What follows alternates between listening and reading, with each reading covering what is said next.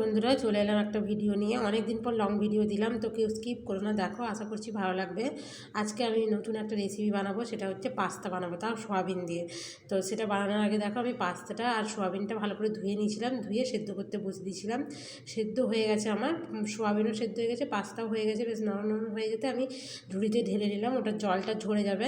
তারপর ওইদিকে আমি সবজিটাও কেটে নিয়েছিলাম। সবজি বলতে সেরকম কিছু ছিল না আমার কাছে, শুধু গাজর ছিল, আর তার মধ্যে একটু আলু দিলাম, আর একটু পেঁয়াজ, একটু টমেটো দেবো, বাস এই দিয়েই সোয়াবিন দিয়েই করবো পাস্তা। দিয়ে দিকে কড়াই বসিয়ে দিচ্ছি, দেখো কড়াই গরম হয়ে যেতে ওর মধ্যে সাদা তেল দিয়ে দিলাম, সাদা তেলে যেহেতু করব।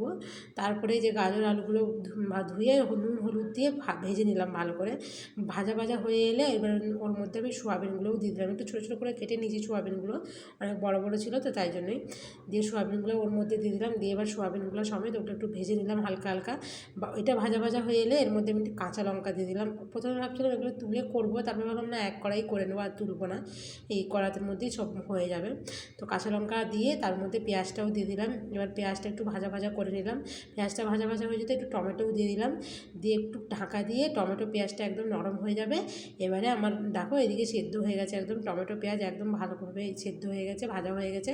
ওর মধ্যে এবার আমি পাস্তাটা দিয়ে দিলাম, পাস্তাটা দিয়ে এবার ভালো করে নেড়ে নেবো, আমি পুরো মিক্সড করে দেবো নিচের সবজিগুলো উপরে তুলে। একদম কড়াটা যেহেতু ছোটো হয়ে গেছে, নাড়তে অসুবিধা হচ্ছিলো, তাও মোটামুটি ম্যানেজ করে নিয়েছি আমি। তো খুব সুন্দর করে হয়ে গেছে, হয়েই গেল আমার প্রায়। এর মধ্যে আমি নামানোর আগে একটু বিট নুন ছড়িয়ে নিয়েছিলাম, দিয়ে নামিয়ে নিলাম।